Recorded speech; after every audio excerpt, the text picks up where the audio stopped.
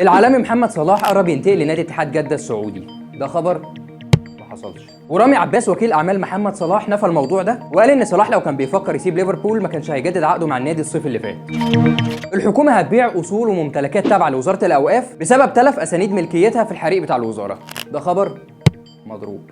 والاوقاف نفته تماما واكدت ان الحريق ما تسببش في تلف اي مستندات او حجج متعلقه بملكيه المباني والاصول، وقالت كمان ان كل محتويات المكاتب اللي اتحرقت كانت اتنقلت من شهر تقريبا لمبنى الوزاره في العاصمه الاداريه الجديده.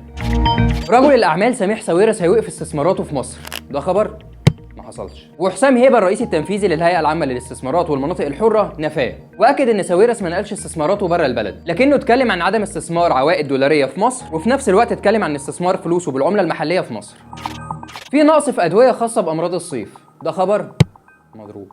وحسام عبد الغفار المتحدث باسم وزاره الصحه نفاه تماما واكد ان كل ادويه النوع ده من الامراض بيتم تصنيعها وانتاجها محليا وبالتالي فهي موجوده، وقال ان لو في حد بيواجه نقص في دواء معين يتصل بالخط الساخن لهيئه الدواء على رقم 15301.